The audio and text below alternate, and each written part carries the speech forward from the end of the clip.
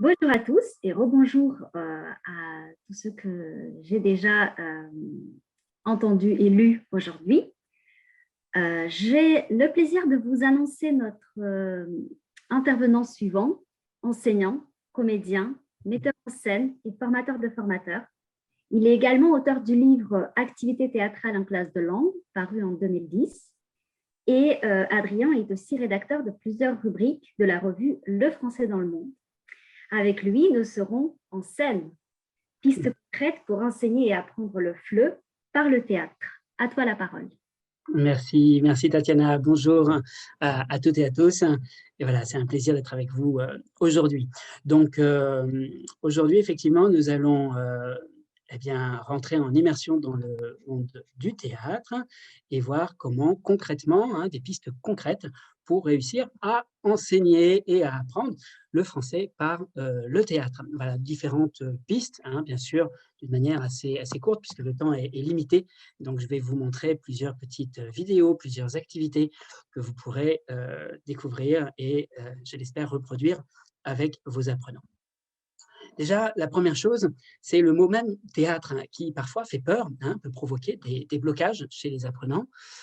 C'est une expression qui parfois est à éviter au tout début pour éviter ce blocage. Moi, j'ai tendance à ne pas nommer le mot théâtre dès le départ, mais plutôt une fois qu'ils ont déjà commencé à jouer sans s'en rendre compte. Et du coup, ça permet d'éviter ce premier blocage qui est dû généralement à une représentation très ciblée vers la scène de théâtre, le public, la représentation théâtrale. Combien de gens disent « je ne pourrai jamais jouer au théâtre » parce que finalement, ils ne voient que cette partie-là qui est la partie de représentation. Il peut y avoir aussi une représentation littéraire, souvent élitiste chez beaucoup d'apprenants de ce qu'est le théâtre comme quelque chose d'assez inaccessible. Donc, on va se rendre compte qu'en fait, le théâtre, c'est bien plus que ça et c'est beaucoup plus facile d'accès qu'on ne le pense traditionnellement. Il va y avoir plusieurs approches possibles pour rentrer dans l'art théâtral. D'abord, il y a une approche littéraire, bien sûr. On va découvrir des textes de théâtre, mais on va les découvrir d'une manière beaucoup plus pratique, puisqu'on ne va pas seulement les lire et les comprendre, sinon les interpréter et donc se les approprier. Donc, c'est une façon très vivante, finalement, d'aborder toute œuvre littéraire, artistique, d'une manière générale. Ça peut être une poésie. Alors, suite à l'excellente formation autour du slam, moi, ça m'a donné envie de voir comment on peut transformer un slam en théâtre, comment est-ce qu'on va pouvoir faire du recyclage artistique d'une œuvre à une autre. On peut partir d'un roman, d'une nouvelle, de poésie, de chansons, de slam, des tableaux, des photographies, et réussir à mieux les appréhender, à mieux les comprendre à travers une adaptation théâtrale. Le personnage littéraire, dans ce cas de figure, va être vraiment vécu par l'apprenant. Et moi, ce que j'aime bien faire, c'est reprendre le personnage littéraire, par exemple, même sur une pièce de théâtre, l'Avare de Molière, et puis le replacer dans un autre contexte. Par exemple, l'Avare de Molière au supermarché, comment est-ce qu'il va jouer, comment est-ce qu'il va se situer dans le supermarché, quelles actions il va réaliser. Vous voyez, c'est vraiment prendre un personnage, d'une œuvre littéraire ou non, et puis essayer de jouer avec, de l'interpréter, des petits extraits, de reprendre des personnages pour leur donner vie. Donc, on rentre déjà là dans une approche artistique, où on va découvrir des textes, où on va découvrir de la mise en scène ou du jeu d'acteurs, et très souvent, dans cette dimension artistique, on a envie d'aller au bout et de représenter une pièce de théâtre avec les apprenants. Mais ce n'est pas obligatoire. On n'est pas obligé, quand on va faire du théâtre en classe, de forcément jouer une pièce de théâtre et faire une représentation face à un public. On va pouvoir aussi intégrer des activités théâtrales de manière très ponctuelle dans nos cours pour différents objectifs que nous allons voir concrètement dans cet exposé. Et voilà, de manière très ponctuelle, j'aime bien dire de manière homéopathique, petite touche par petite touche, mais bien placée dans le cours, l'activité théâtrale va avoir toute sa place et va permettre aux apprenants de s'exprimer en français et, on va le voir, d'acquérir un certain nombre de savoir-faire. Alors, concrètement, quels pourraient être les intérêts du théâtre pour le cours de français langue étrangère? Alors là, je vous ai remis la couverture effectivement du livre Activités théâtrales en classe de langue que j'ai édité en 2010 chez Clé International, où il y a 110 activités pratiques à l'intérieur. Donc, on va voir plusieurs activités aujourd'hui. Bon, forcément, ça sera assez limité, mais vous avez plusieurs activités concrètes dans le livre et puis une réflexion méthodologique sur la mise en place de ces activités dans le cours de français langue étrangère. Donc, quels sont rapidement les intérêts principaux du théâtre pour la classe de langue? Eh bien déjà, favoriser la cohésion de groupe. On va se rendre compte que plus on va faire des jeux de théâtre, de groupe, eh bien forcément, plus on va faciliter euh, la confiance entre les membres du groupe et l'envie de faire ensemble. Et si vous avez déjà fait du théâtre, vous savez que ce sont des moments extraordinaires que l'on vit entre nous, tous ces jeux que l'on fait et qui vont souder, qui vont transformer la classe de théâtre petit à petit en une troupe de théâtre parce qu'on va avoir eh bien, cette cohésion qui va naître de plus en plus fort dans la classe. Et on se rend compte que dans une classe, généralement, il y a des classes qui fonctionnent et des classes qui ne fonctionnent pas. Et c'est rarement le niveau de langue qui fait que la classe fonctionne ou ne fonctionne pas. Ce qui fait que ça fonctionne, c'est justement cette cohésion de groupe. Est-ce que les apprenants osent prendre la parole, faire une erreur, se lever, essayer quelque chose ou non, hein? Et c'est ça qui fait que la classe fonctionne ou ne fonctionne pas généralement. Donc justement, le théâtre, on va le voir, va permettre une décontraction face à l'erreur, parce qu'on va laisser l'apprenant essayer, jouer, faire des erreurs, mais jouer avec ses erreurs, se rattraper, hein, et ça, c'est vraiment quelque chose dont le théâtre est facilitateur, hein. Ça va permettre également de réactualiser et puis de mémoriser, de graver dans notre mémoire corporelle un certain nombre de contenus. Donc, je vous montrerai des exemples très concrets dans cette formation, hein. On va voir concrètement comment est-ce qu'on peut jouer, par exemple, alors on va le voir, la phonétique, le vocabulaire, la syntaxe, la grammaire, à travers le corps et à travers le jeu. Et comment ces activités vont permettre de mieux mémoriser eh bien, tous ces contenus d'une manière beaucoup plus vivante et très efficace. Voilà, donc dynamiser, hein, bien sûr, l'apprentissage des langues, hein, puisqu'on on le sait, ce sont des activités très vivantes, ludiques et dynamiques. Et puis, comment, donc on a déjà parlé, la phonétique, comment interpréter des situations de communication en français, puisque finalement, on se retrouve souvent dans la même problématique quand on enseigne le français langue étrangère, que ce soit à l'étranger et j'ai envie de dire même en France, c'est que nos apprenants parlent français pendant le cours de français, mais généralement, ils ont peu, voire pas, très peu de possibilités de parler français à l'extérieur du cours, hein. Moi, j'habite en Espagne, à Ronda, dans une petite ville d'Andalousie. Eh bien, mes apprenants, quand ils sortent du cours de français, ils ont assez peu la possibilité de continuer leur pratique du français. On parlait tout à l'heure d'ateliers sociolinguistiques, hein, donc des personnes, par exemple des migrants en France, très souvent se retrouvent entre communautés après l'atelier sociolinguistique et même si potentiellement ils ont la possibilité de parler français, très souvent ils ne le font pas. Donc c'est finalement dans la classe et souvent grâce à ces activités de théâtre, par exemple, hein, comme beaucoup d'autres activités, mais ça va être dans la classe que les apprenants doivent prendre la parole, doivent s'exprimer et doivent jouer ces situations de communication. Et le théâtre est un des moyens pour arriver à ces fins. Alors, euh, bien sûr, les activités vont arriver progressivement. On ne va pas proposer tout de suite aux apprenants de venir au tableau et de nous jouer une pièce de théâtre ou même une scénette ou ce qu'on appelle en FLE un jeu de rôle. On va aller progressivement, d'abord des jeux de groupe pour eh bien, décontracter les apprenants, leur permettre de se sentir plus à l'aise, travailler justement certaines notions par le jeu et par le corps d'une manière collective.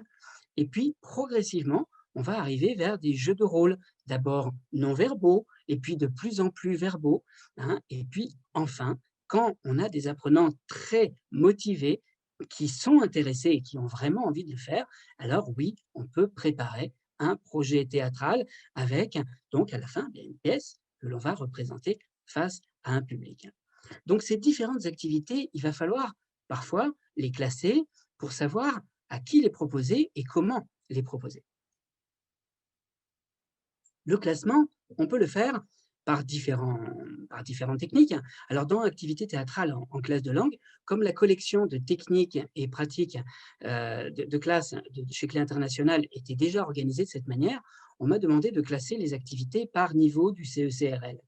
Mais, alors, bon, c'est une des façons de faire, mais malheureusement, il est vrai que ce n'est pas forcément toujours la meilleure, puisqu'on va se rendre compte qu'une même activité peut être complexifiée ou simplifiée, mais la même activité théâtrale peut être proposée pour des niveaux A1, A2, B1 ou B2, par exemple.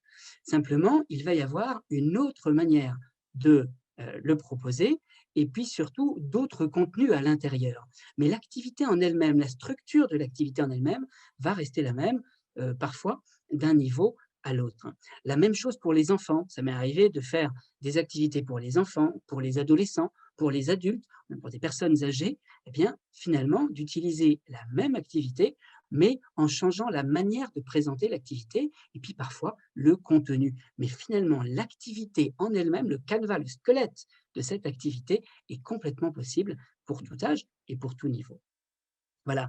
Un autre degré qui peut être intéressant, c'est celui d'implication que demande l'activité aux apprenants. Certaines activités vont demander plus d'implication aux apprenants et d'autres activités seront beaucoup plus faciles à mettre en place, même si on est timide, même si c'est la première fois qu'on le fait, parce que le groupe va porter les apprenants dans ces activités. Alors que d'autres, par exemple, quand on doit se retrouver au centre d'un cercle, eh bien, vont être des activités qui vont demander un degré d'implication plus important et donc qui seront à proposer un peu plus tard dans l'année pour ne pas bloquer, encore une fois, les apprenants en disant «Oh, j'ai été mis au milieu de tout le monde et maintenant je me retrouve catastrophé, je n'ai plus envie du tout de refaire du théâtre en classe». Alors, on va voir un petit peu différentes activités. Maintenant, concrètement, je vais vous montrer des exemples en vidéo. Déjà des activités qui permettent donc de favoriser effectivement la cohésion de groupe, qui sont des activités donc de dynamisation, de jeu de groupe, hein, et qui vont permettre donc plusieurs objectifs. Effectivement, on l'a dit, eh bien, favoriser cette cohésion de groupe, mais aussi travailler la concentration, l'écoute et la confiance au sein du groupe. La concentration et l'écoute sont indispensables dans la communication, hein, on le sait, et on le vit au jour le jour. Quand on est avec des personnes qui ne savent pas écouter, on a du mal à communiquer avec eux, hein, ou qui n'arrivent pas à se concentrer. Donc, on va toujours devoir apprendre, euh, quand on va vouloir communiquer, eh bien, à savoir être concentré et être à l'écoute. On va apprendre à faire des propositions et à accepter les propositions de l'autre. Tous ces éléments-là sont indispensables pour le jeu théâtral qui va suivre, puisque quand on va interpréter un personnage au théâtre, eh bien, on doit être capable d'être concentré, de savoir ce qui se passe autour de soi, d'être à l'écoute pour pouvoir mieux réagir aux propositions de nos camarades, et puis de faire de temps en temps des propositions pour faire avancer la scène dans une direction, et puis de savoir aussi de temps en temps se mettre en retrait pour accepter ce que le groupe propose. Donc tous ces savoir-faire, ils sont très importants à développer dans la préparation du jeu d'acteur, mais aussi dans la préparation d'être un bon communicant, finalement, en français. Et ce sont des jeux qui se réalisent à travers des actions rapides que les apprenants réalisent dès lors que le professeur donne un signal en particulier, hein. Donc, ces activités, elles peuvent se réaliser à différents moments du cours. Au tout début du cours, là, dans ce cas de figure, ce serait par exemple pour réviser une activité que l'on avait déjà vue dans un cours précédent. Ou alors au milieu du cours. À ce moment-là, ça serait, au milieu de la séance, ça serait pour, disons, activer, mettre concrètement en pratique ce que l'on est en train d'apprendre, hein. Par exemple, on ferme les cahiers et puis on va mettre en pratique, eh bien, par exemple, un point lexical que l'on va mettre en pratique à travers le corps. Ou alors, à la fin de la séance, et alors là, ça ne doit pas être 5 minutes avant la fin du cours parce qu'il nous reste 5 minutes, mais réellement une activité qui va permettre de valider les objectifs que l'on s'était fixés pour cette séance. Si les objectifs sont communicatifs, hein, eh bien, par exemple, se repérer dans l'espace, eh bien, on va faire un jeu de rôle pour vérifier que les apprenants sont capables de se repérer dans l'espace, de demander leur chemin et de comprendre des indications. D'accord? Donc, ça peut être à différents moments, bien sûr, du cours. Alors, je vais vous montrer dans quelques exemples, provenant de formations de formateurs que j'ai eu l'occasion d'animer dans différents lieux avant la Covid. Voilà, j'ai gardé quelques petites vidéos pour vous, de manière à illustrer certaines choses. Ici, par exemple, c'était au Mexique, une formation sur les balles de couleur imaginaires, pour faire travailler l'imagination aux apprenants. Attendez une petite seconde, je vais partager le son avec vous. Voilà. Et donc, pour travailler l'imagination et le vocabulaire, par exemple, des couleurs. Donc, à chaque fois que je vais avoir une couleur dans la main, vous voyez, c'est une couleur imaginaire, je vais dire j'ai une balle bleue. Et donc, je vais jouer avec cette balle bleue d'une manière imaginaire. Peut-être des apprenants vont jouer avec les épaules, avec la tête, avec les pieds, avec les genoux, hein, comme les footballeurs, et puis ils vont lancer cette couleur imaginaire à un camarade dans le cercle. D'accord? Là, je vous montre une petite vidéo qui est très simple avec une seule couleur. Balle bleue. Quand je l'ai avec moi, toujours, quand je l'aurai avec vous, vous allez dire bleu. Bleu, bleu, bleu, bleu, toum, toum, bleu, bleu, bleu, bleu, bleu, bleu, bleu, bleu. Voilà. À partir de là, on va avoir une deuxième couleur, puis une troisième couleur, puis une quatrième couleur qui vont commencer à circuler dans le cercle, toujours des couleurs, des balles imaginaires.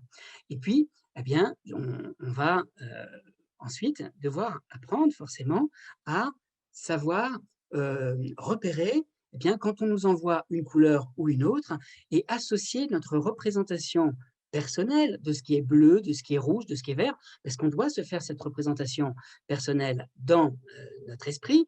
On entend bleu et on voit une couleur bleue qui arrive, on joue avec et on la relance. Et après, on voit rouge, et après, on voit vert, et après, on voit jaune. Et on doit comme ça être à la fois concentré et savoir renvoyer les bonnes couleurs aux bonnes personnes. Donc ici, on a une relation grâce à la dimension imaginaire de représentation du vocabulaire à sa propre représentation de cette couleur. Bien sûr, la même chose est possible avec d'autres vocabulaires, avec des animaux qu'on va pouvoir s'apporter, avec des formes qu'on va pouvoir mimer et envoyer, avec des émotions, une balle qui rend la joie, une balle qui rend la tristesse, et qu'on va pouvoir s'envoyer, etc., etc. Une deuxième, pardon, excusez-moi, je l'ai ici, une deuxième activité, alors c'est toujours le même atelier, ici ça va être le fait de faire un tableau humain, c'est-à-dire de utiliser le vocabulaire connu des apprenants et à travers le corps, chacun va venir proposer un mot de manière à arriver à créer un tableau humain du champ lexical proposé. Donc là, le champ lexical, par exemple, je vais faire ici le champ lexical de la nature. J'arrive au centre et je vais dire « je suis un arbre » en me positionnant sous la forme d'un arbre. Et tous les apprenants vont avoir un mot qui vont leur venir à l'esprit en entendant arbre, ils vont venir au centre également et ils vont proposer leur propre mot de manière à construire, co-construire ensemble ce vocabulaire autour de la nature. Je suis un arbre. Alors celui qui a une idée, viens, se mettre à côté de moi. Moi, je suis un oiseau. Très bien. Je suis sanctuaire. Je suis clair. Ok, et Une écureuil. un écureuil. Je suis le papillon. 4 ou 5. Un nuage, ok. 4 ou 5. On peut en faire un peu plus. Il y a vraiment 4 ou 5 et après directement, on revient à notre place. Bien, donc vous voyez ici, ce qui est intéressant, c'est que les apprenants vont pouvoir, je reviens un petit peu avec vous, voilà, les apprenants vont pouvoir ici,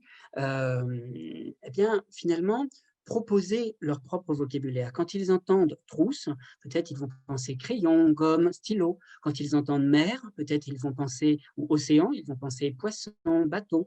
Et donc, toujours, ils vont avoir un mot qui va venir s'associer au mot qui vient d'être proposé par un des membres du groupe. Et ensuite, ils vont venir au centre pour proposer leur mot et le figer dans un geste représentant ce mot pour faire ce tableau. Donc, ce qui est intéressant, c'est que ce n'est pas obligatoire, forcé par l'enseignant, sinon que chaque apprenant va venir apporter.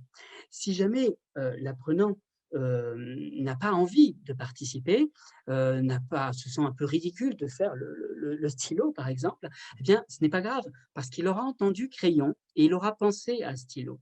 Donc, on n'est pas obligé de venir forcément toujours au centre et de jouer le stylo. Par contre, ce qu'on cherche, c'est à créer cette association grâce au jeu, hein, et donc plus on participe, bien sûr, plus l'association sera forte pour l'apprenant. Voilà, donc 2 petits extraits, hein, très courts, de jeux de groupe, de jeux de dynamisation qui ici nous font travailler le vocabulaire à travers, le corps. Donc, de la même manière, hein, on va avoir encore une fois d'autres activités, toujours encore une fois pour appréhender ce vocabulaire à travers, l'action, à travers le jeu et à travers le corps. Donc par exemple, bon, les statuts personnages, c'est un grand classique, hein. On va avoir ici, eh bien, une activité où vous demandez aux apprenants de, se mettre en statut lorsqu'ils entendent un mot. Donc si vous dites par exemple fleur, ils vont se mettre en une posture de fleur. Et puis ensuite, vous allez dire la fleur est délicate. Alors, ils vont faire un geste légèrement différent. Ils ont entendu fleur, ils se sont mis en une posture de fleur, et puis ensuite, ils ont entendu délicat. Donc, ils ont représenté ce qui, pour eux, était l'adjectif délicat. En quoi est-ce que cet adjectif agit sur le nom fleur? Ce petit geste, eh bien, pour moi, ça représente la délicatesse. Hein. Donc là, c'est à travers cette interprétation du mot, à travers cette interprétation de l'adjectif, du verbe, de l'adverbe, que l'on va réussir, hein, à appréhender la langue différemment. Ici, vous avez par exemple le compositeur. Là, je vous montre, hein, une autre formation en plusieurs langues, hein, pour une université à Monterrey. Donc ici, vous allez voir en plusieurs langues la possibilité de créer une phrase à travers le corps, encore une fois, en situant chaque mot de la phrase sur une partie du corps, ce qui nous permet de bien structurer comment la phrase va s'articuler. Regardez. Ich lerne heute gut. Ici, on est en allemand. Oder heute lerne ich gut. Ok, et donc la négation, quel geste vous faites? Vous pouvez me montrer le geste? Le geste? Okay. D'accord, ça c'est le geste de la négation. Okay. Ich lerne heute nicht gut. Voilà. I have been to Paris. Have I been to Paris? Ok, merci. Io non parlo mai cinese. Negativo. Io parlo cinese. Affermativo. Hein, voilà, donc là, vous voyez ici, hein, la structure, on va le voir en français, je passe un petit peu parce que je vois que le temps avance.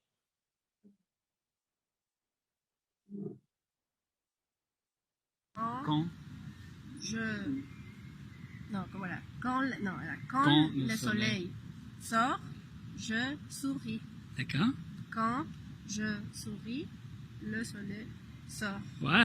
Hein, très bien. Donc là, ici, on va se rendre compte qu'à travers le corps, on peut mémoriser, garder le fait que d'un côté, on va avoir par exemple pour la phrase négative, le ne d'un côté et le pas de l'autre, et le verbe qui reste toujours au niveau de la tête. Donc on a le ne et on a le pas. Et encore une fois, c'est à travers le corps, à travers la kinesthésie que l'on va réussir, hein, à mieux graver et mieux mémoriser, eh bien, par exemple, cette structure grammaticale, hein, à travers, encore une fois, le corps. Hein. Voilà, donc il va exister comme ça un certain nombre de jeux que vous pouvez réaliser et faire réaliser aux apprenants, de manière à utiliser cette mémoire corporelle que l'on utilise beaucoup, sur laquelle on joue beaucoup au théâtre et qui vont être très intéressants pour vos apprenants.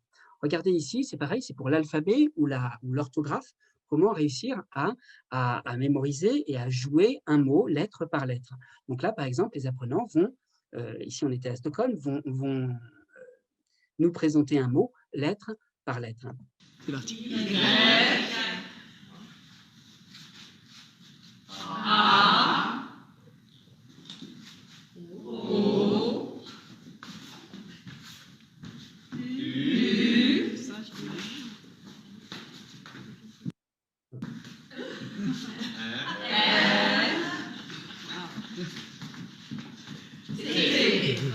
Hein, voilà, donc on a repéré là ici le mot yaourt. Donc là, il y a un temps de préparation, bien sûr, hein, et on va tous ensemble, enfin par petits groupes, chaque groupe va préparer son mot il va chercher à le présenter correctement à la classe.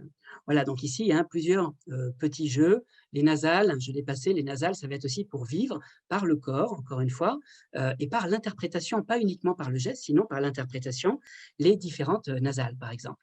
Donc, on pourrait avoir, par exemple, vous pouvez le faire, hein, même si je ne vous vois pas, mais n'hésitez pas à le faire avec moi. Vous pouvez avoir, par exemple, pour le son « en », on va interpréter un adolescent fatigué aujourd'hui. Et vraiment, c'est l'interprétation, pas que le geste qui compte, sinon le geste et l'interprétation ensemble. Donc, par exemple, un adolescent qui va dire « oh » parce qu'il râle, parce qu'il n'en peut plus. Et donc, il dit « oh ». D'accord ? Et donc, c'est cette interprétation-là qui va nous permettre de bien mémoriser le son « en ».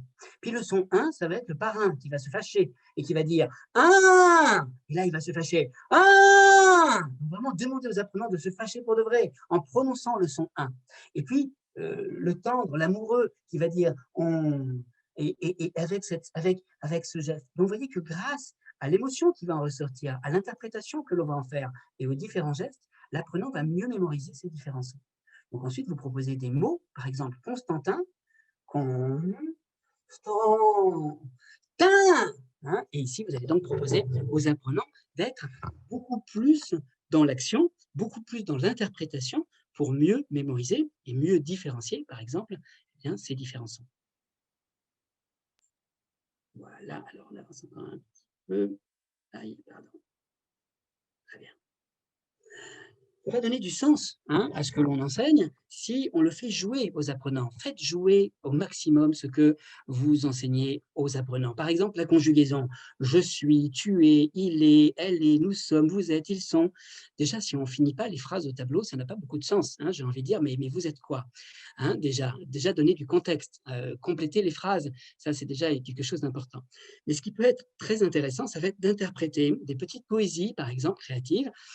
Donc là, je vais emprunter à l'auteur Pef du livre Livre de français, que vous voyez ici en bas, comme quelqu'un d'ivre, Livre de français aux éditions Folio. C'est l'auteur du Prince des mots tordus, peut-être vous connaissez, qui nous propose ici une conjugaison totalement créative. Je fume, tu fumes, ils toussent, nous toussons, vous toussez, il s'arrête de fumer. Donc, cette petite poésie de conjugaison, on va pouvoir maintenant la jouer ensemble. Je fume, donc chacun va se mettre à fumer. Tu fumes, on monte quelqu'un du doigt, il se met à fumer. Il tousse, quelqu'un va se mettre à tousser dans la classe. Nous toussons, alors là on tousse à plusieurs. Vous toussez, on incite d'autres personnes à tousser. Il s'arrête de fumer. Tous ceux qui mimaient, qui fumaient, écrasent leur cigarette. Ici, on va être encore une fois dans une appropriation beaucoup plus vivante de la conjugaison, parce qu'on aura vécu quelque chose avec. Et j'aime bien poser cette question aux apprenants et aux enseignants surtout. De quoi vous vous souvenez de ce que vous avez appris à l'école, au collège et même parfois à l'université? Très souvent, on a oublié une grande partie des contenus de ce qui a été appris au collège, au lycée, etc. Mais par contre, on se souvient de ce que l'on a vécu positivement, négativement, avec les professeurs, avec les amis. Donc, plus on va introduire de vécu dans l'apprentissage, plus on va réussir à graver en nous et d'une manière beaucoup plus profonde ce que l'on apprend. Et le théâtre est un des moyens de graver en nous, à travers le corps, à travers les émotions, à travers l'action, les différents contenus. Voilà, je vais terminer. Je vois qu'on arrive presque à l'heure, Tatiana. Je vais prendre juste vraiment une minute complémentaire pour vous dire que ça va être aussi une manière pour les apprenants de parler d'une manière détournée. Et que dès lors qu'on va proposer des jeux de théâtre, les apprenants vont sortir beaucoup d'eux-mêmes, mais grâce à cette distanciation qu'il y a entre le personnage et soi, ça va énormément les aider à parler d'eux, mais d'une manière détournée. Alors, je vous montre juste cette dernière petite vidéo que je trouve très belle. C'était lors d'un atelier en Russie, à Moscou, et l'activité s'appelle la chaise personnage.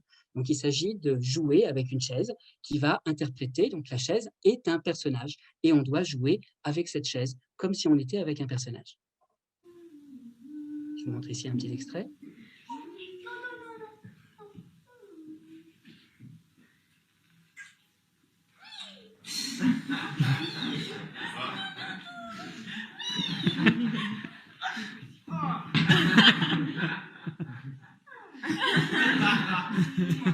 Donc à partir de là, Ici, par exemple, le jeu était autour de la mère, hein, et du bébé. Mais dans la même séance, on a eu des relations très fortes. De parler par exemple à une tombe, à quelqu'un de mort. Une fois, je me suis retrouvée avec une élève qui représentait son frère, avec qui elle avait vraiment des gros problèmes, et donc elle s'était vraiment énervée face à la chaise, et c'était un moyen pour elle d'expulser ça, alors qu'elle ne l'aurait pas osé le faire devant son frère. Voilà, donc là, il y a encore une fois hein, des possibilités ici de faire vivre différentes situations et de faire ressortir surtout hein, beaucoup de choses chez nos apprenants.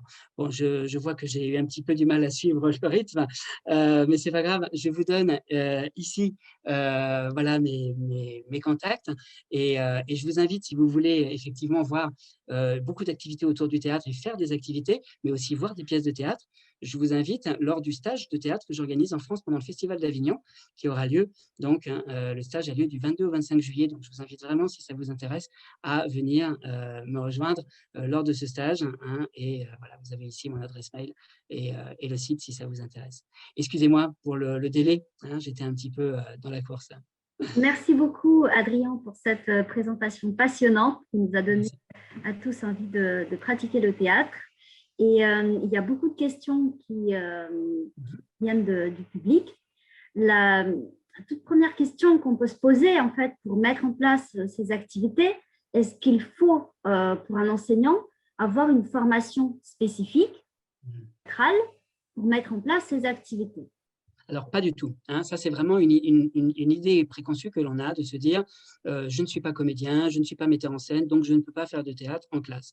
C'est faux. D'abord, c'est intéressant d'avoir une expérience, bien sûr, parce qu'on va davantage, dès lors que l'on aura déjà vécu soi-même une expérience au théâtre, ça sera beaucoup plus facile, bien sûr, de le proposer. Mais je vous assure qu'il est totalement possible de faire des activités théâtrales sans avoir aucune expérience de théâtre, simplement selon essayer, proposer, simplement faites un choix de jeu simple qui ne vous mette pas trop vous-même en péril, ni les apprenants. Donc, c'est vraiment dans le choix de l'activité, des activités de groupe dans un premier temps où tout le monde fait en miroir la même chose.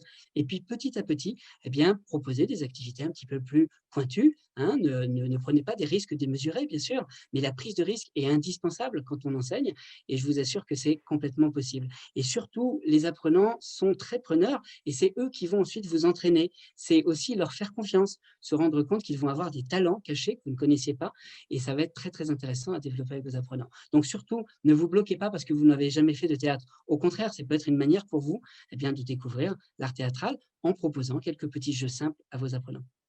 Très bien, merci beaucoup. Catherine Carras vous demande si vous avez rencontré, en fonction des cultures, des réticences sur certains aspects corporels, toucher les participants, prendre certaines postures peut-être. Bien sûr, tout à fait. Ce sont des choses qui arrivent souvent, que ce soit en atelier, par exemple, en France, avec des personnes venant de différentes cultures, hein, ou en voyageant et en étant directement sur place. Je me suis retrouvé en Inde, par exemple, avec une activité que je fais habituellement. C'est une activité qui pose souvent problème au niveau culturel, du fait qu'il y a un contact physique. C'est par exemple coude-coude. Donc, on dit coude-coude, les apprenants doivent se mettre coude contre coude et garder le contact coude contre coude, ou tête-tête, et se positionner tête contre tête, pied-pied, etc. Donc là, par exemple, le fait d'avoir un contact physique était problématique, notamment entre hommes et femmes. Après un certain temps d'atelier, j'avais quand même osé le proposer pour voir qu'est-ce que ça allait provoquer et comment peut-être le groupe allait directement solutionner le problème. Eh bien, je me suis rendu compte, on a vu tout de suite que les hommes sont allés immédiatement chercher les hommes et les femmes sont allées chercher les femmes. Et le groupe a auto-solutionné le problème parce que c'était pas possible de le faire entre hommes et femmes, de se toucher. Donc, ils ont modifié l'activité et ils l'ont rendu possible. Attention quand même de ne pas provoquer ces problèmes-là. Hein. Moi, je le faisais parce que ça m'intéressait pour voir comment est-ce qu'ils allaient solutionner, mais bien sûr, de se poser des questions. Comment faire? Alors, il y a parfois des activités où le contact physique n'est pas obligatoire, mais ça va être à distance, sans se toucher réellement. Hein. Et puis aussi, laisser la liberté aux apprenants de ne pas faire, d'exprimer leur blocage, de dire pourquoi là, ils ne veulent pas le faire. On n'est pas obligé, hein, on ne va pas forcer les apprenants à faire l'activité.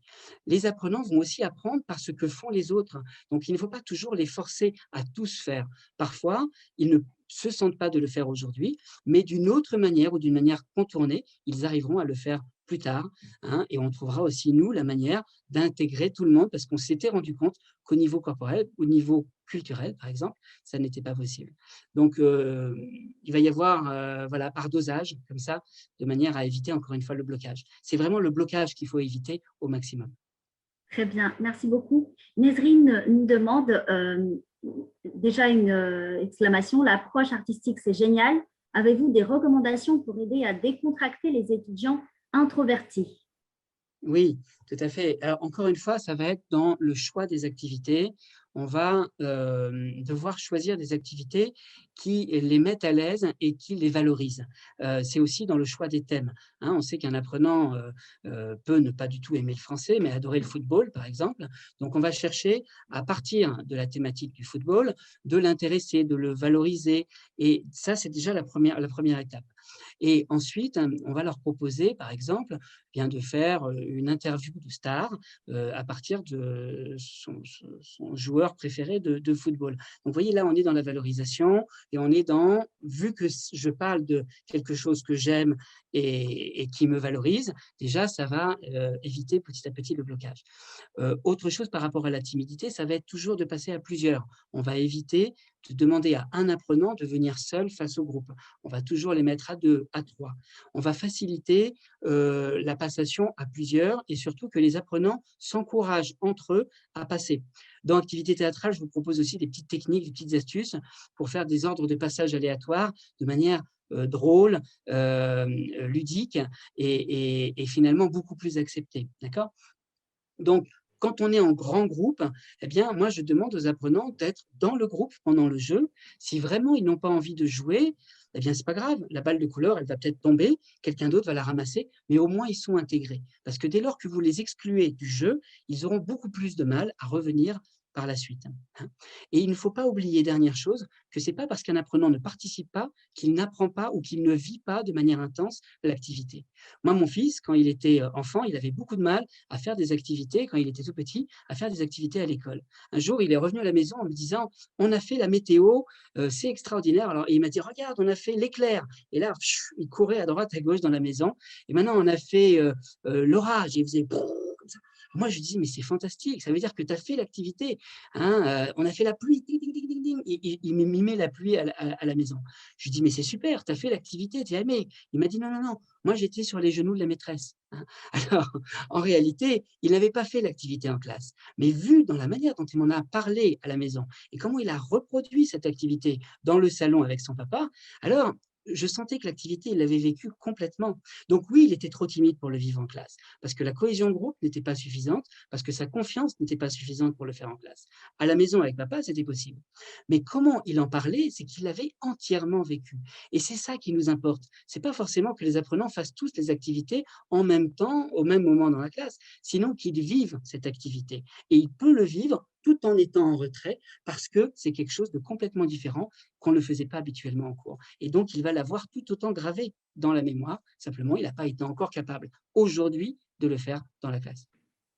Très bien, merci pour cette réponse très intéressante et enrichissante. Autre problématique qui ressort de notre discussion sur le chat, et je pense que ce sera la dernière puisqu'on a pratiquement plus de temps.